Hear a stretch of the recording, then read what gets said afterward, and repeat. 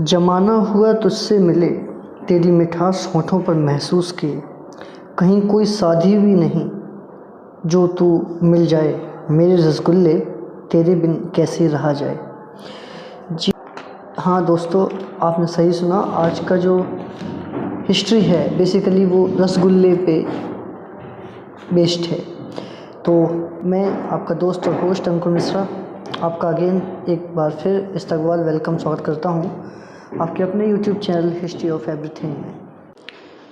दोस्तों, कोलकाता की गलियाँ हों या जगन्नाथपुरी का मंदिर, या हो राष्ट्रपति भवन के गलियारे, या हमारे आपके शहर के बाज़ारों की मिठाई की दुकानें, रसगुल्ला भारत के सबसे अधिक लोकप्रिय मिष्ठानों में से एक है। एक ओर जहाँ बंगाली इसे अपनी धरोहर मानते हैं, वहीं दूसरी ओर उड़िया बेसिकली उड़ीसा से है, इसे अपना आविष्कार समझते हैं। रसगुल्ला बोलिए या बोलिए रोशोगोला या फिर रसबरी, अन्य देशों में भी इस मिठाई ने अपने झंडे गाड़े हुए हैं। अगर हम इतिहास के पन्नों को पलटें तो हम पाएंगे कि उड़िया लोग मानते हैं कि इसका जन्म जगन्नाथपुरी में हुआ है। इन लोगों के अनुसार आज से करीब 700 साल पहले 700 ईयर्स बैक भगवान जगन्नाथ जी ने अपनी पत्नी लक्ष्मी जी को रथ यात्रा में साथ ना ले चलने को राजी करने के लिए इस मिठाई को उन्हें खिलाया था। दूसरी किंवदंती के अनुसार 11वीं सदी में अपने सफ़ेद रंग की वजह से इस मिठाई को खीर मोहन के नाम से जाना जाता था, इसलिए इस मिठाई से लक्ष्मी जी को भोग लगाना अनिवार्य माना जाता है आज भी, खासकर रथ यात्रा के आखिरी दिन, जिसे नीलाद्री विजय भी कहते हैं। इसे बनाने की विधि मंदिर ने, जगन्नाथपुरी जी के मंदिर ने काफ़ी टाइम तक गुप्त रखी। फिर भी ये मंदिर के बाहर कैसी पहुंची यह कह पाना काफ़ी कठिन है, पर फिर भी कुछ स्थानीय लोगों का मानना है कि मंदिर के एक पुजारी ने एक बार देखा कि गांव में दूध की काफ़ी बर्बादी हो रही है, तो उसने लोगों को छेना बनाना या छेना निकालना और फिर उससे रसगुल्ला बनाना सिखाया। एक और प्रकार जो कि उड़ीसा के सालेपुर की गलियों से आता है को इजाद विकलांदर कर ने विकसित किया था, जो अपेक्षाकृत खीर मोहन से अधिक बड़ा तथा नर्म होता था। वहीं दूसरी ओर बंगालियों का कहना है कि रोशोगोला 1868 में कोलकाता के नवीन चंद्र दास द्वारा इजाद किया गया और उन्हीं की पीढ़ियां इसे आगे बढ़ा रही हैं।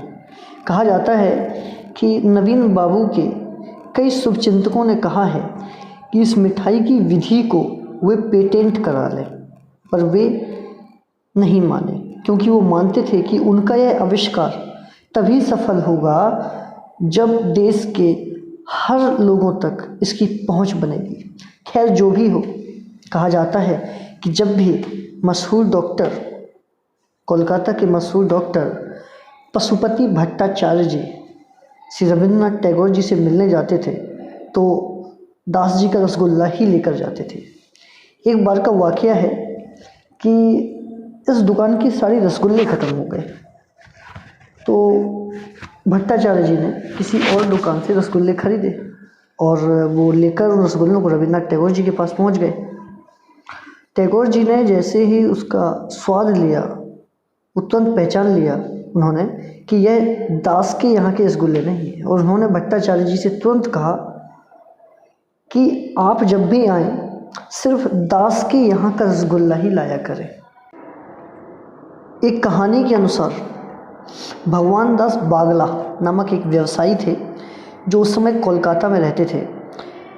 उन्होंने इस मिठाई को लेकर पूरे भारत का भ्रमण किया, पूरे भारत को विज़िट किया, ट्रैवल किया। इसी कारण इसके स्वरूप में बहुत सारे बदलाव देखने के लिए आपको मिल जाएंगे, जैसे कि राजस्थान में रसबरी या हो उत्तर प्रदेश का राजभोग, वो दोनों ही इसके ही तरीके हैं। बनारस में पर्टिकुलरली लोग इसे रसमलाई कहते हैं, तो वहीं ईस्ट इंडिया कंपनी की गलियों में ये चीज़ डंपलिंग के तौर पर खूब पसंद किया जाता था। इसके अलावा भी इसकी उत्पत्ति से संबंधित बहुत सारी चर्चाएं व्याप्त हैं और अक्सर इस पे डिबेट होता रहता है कि ये कहाँ से ओरिजिनेट हुआ है। बहरहाल जो भी हो, इसका जन्म उड़ीसा में हुआ हो या बंगाल में, कोई फ़र्क नहीं पड़ता है, कोई मायने नहीं रखता है। पर एक बात तो तय है कि जिसका आविष्कार ही लोगों में मिठास बांटने के लिए हुआ हो, उसके जन्म पर बहस करना निरर्थक और अनावश्यक है। एक छोटा सा कमेंट है, इवन कमेंट क्या, एक तरीके से यू कैन से कि एक हास्यात्मक डिबेट है रसगुल्ले और गुलाब जामुन की, जो मैं आपके सामने पेश करने वाला हूँ।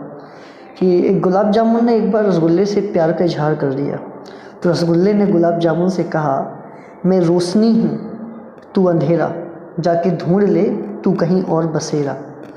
तो गुलाब जामुन ने भी कहा, हम दोनों को बनाने वाला हलवाई है, कहाँ मैं कोमल सा मैदा और तू फटे दूध की मलाई है। तो दोस्तों, ये था एक शॉर्ट हिस्ट्री रसगुल्ले की।